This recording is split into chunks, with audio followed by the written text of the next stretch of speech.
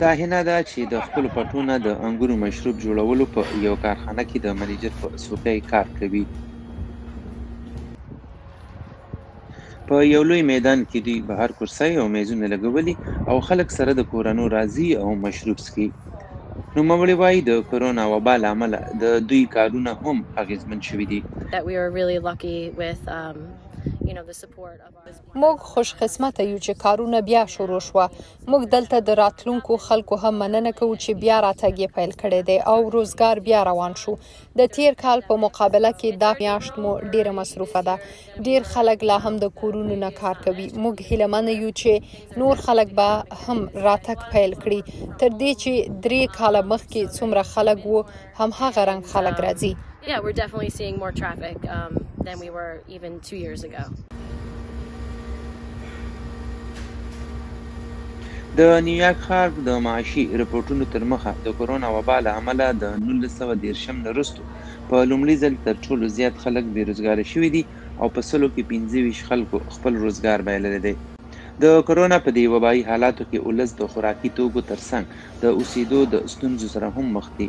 د پامیر واینیارد په نوم دې کمپنۍ کې یو شمېر ښځې هم کار کوي او هینا وایي دلته ډېرې ښځې هم په روزګار دي.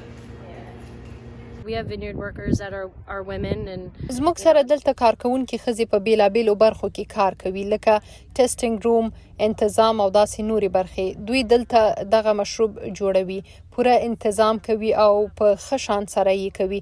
همدا د دوی لوی کار دی. That's the main part there. دلته یو بله کارکونکي کریسټینا وایي د 6 میاشتو نه په دې کارخانه کې کار کوي او د کرونا وبایي حالاتو له کبله دوی مجبوره وو چې دا ځای بند کړي، خو اوس هیلهمن دي چې حالات سم اړخته روان دي.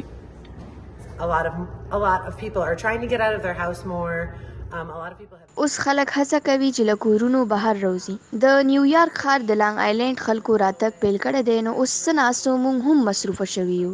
دلته هم هغه رنګ مشروب جوړیږي او په مقدار کې یې کمې نه دی راغلی. اوس 2020 کال د انګورو د روزګار په حواله یو غوره کال و. So we ended up with a really good year for the grapes. د کرونا وبا له امله د نیویارک په شمول نورو ښارونو کې روزګارونه پیل شوي دي او د ښار چارواکي وایي د کرونا ضد ویکسین لګولو عمل هم روان دی. د 18 کال نه زیات عمر والا د 80% نه زیات وګړو او په عمومي توګه شاوخوا 50% خلکو د کرونا ضد ویکسین تر دې دمه لګولي دي. فضل الله، وایس اف امریکا، ډیوا، نیویارک.